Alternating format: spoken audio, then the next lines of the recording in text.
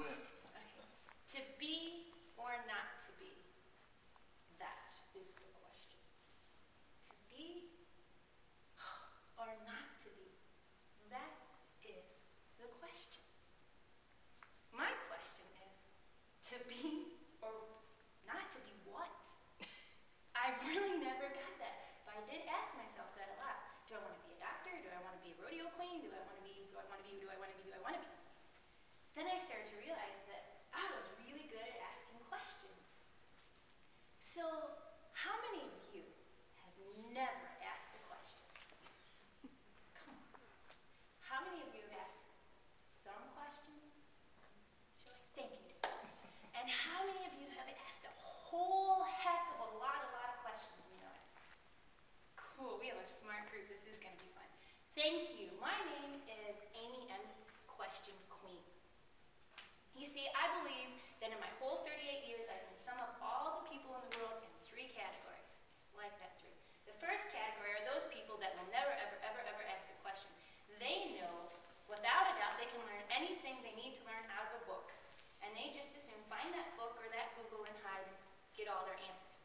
Then there's the second group that will see the book and ask the people and ask some of the experts, and they'll figure it out using both. And then there's people like me that say, oh, who needs books? There's somebody out there that can answer every single question that I have. Well, I got this fortune cookie the other week, right before I knew I was going to do this, and it was hilarious. Sums up my life. Be curious always. For knowledge will not acquire you, you must acquire it. Duh, just ask questions, right? And it will come. I ask questions from everything. When I eat, now this, please don't commit me to therapy. I know I need therapy. I need therapy a whole lot, but this takes it to a whole new level. Welcome to the mind of Amy Emmy. Special K-bar. This is what happens when I eat food sometimes.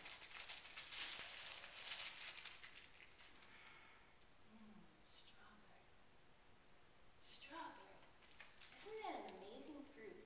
I wonder where these strawberries that came in this bar came from. And then, who came up with the truck that harvested those strawberries? Who was the man or woman out there planting the original strawberry seed? Do they have a family? Is that family in Mexico? Wow, how many people did it take? Who came up with the packaging? The branding on this is phenomenal. Who did that? Who sat and thought 90 calories per bar? And my mind asked question after question after question. And I have to say, be still. Because not only will it start with food, it goes back to animals. I used to be, right there, the rodeo queen. My very first rodeo, I asked all my friends, will you be there? Will you be there? I'm a war star and I are making our debut at the Monroe County Fair. It is my very first rodeo. In front of all my friends.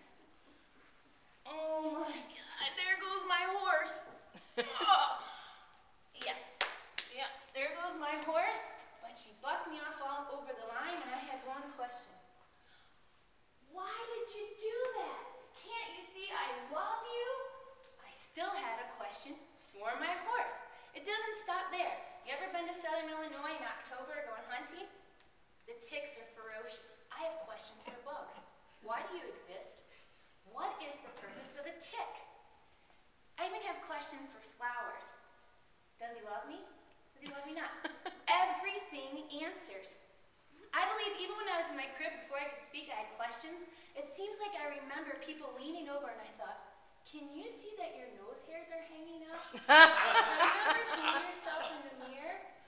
I think my eyes asked that. In fact, I remember asking Grandpa Lou, why do you tell us to go play on the highway? Well, Beulah, because your mouth goes like a duck's butt. Then I had Mr. Wacker in high school, and I asked my classmates, do you get this? I had Algebra 2, and I had Physics right in a row. And his name was Mr. Wacker, 3rd hour and 4th hour. Mr. Wacker, I don't understand this. So I could see the look, and he'd ignore me and keep writing on the board, and I'd say, Andy Oakwood, do you understand this? Amy, do you understand this? Amy, Amy, Amy. Ask all my friends, do you understand this? No, no, no. So I didn't just ask the question of Mr. Wacker. I made sure everybody in the classroom was asked if they understood it first. And then finally he turned around and said, too many questions. Too many questions? What's that mean? It's like too much money. There's no such thing, right? That's what I think anyway. So then you get to Tony Robbins. He says the quality of our life is in the quality of our questions. Get this one. I'm subbing pre-K the other day, and little Veda sits there, and I see her pick a good one, right? And I'm going, and I look back, I'm thinking, is she going to go get a Kleenex or what? Here's Veda. I see her looking at it, I'm like, we need to get Kleenexes for our boogies. And then I turn around, I'm like, Veda, where's that boogie? I ate it. Really? Well, what's it taste like? Them's good. They're good. Well, what do they taste like? They're salty? So what does that say about the quality of my life when my questions are around boogers? So I thought, I am going to improve my life. I am going to ask more questions and get more serious. So today, here I am, Amy Emmy, Question Queen. How can I help the greatest number of people in the shortest amount of my lifetime learn to ask the greatest questions to get exactly what they want? How can I help the greatest number of people not take things personally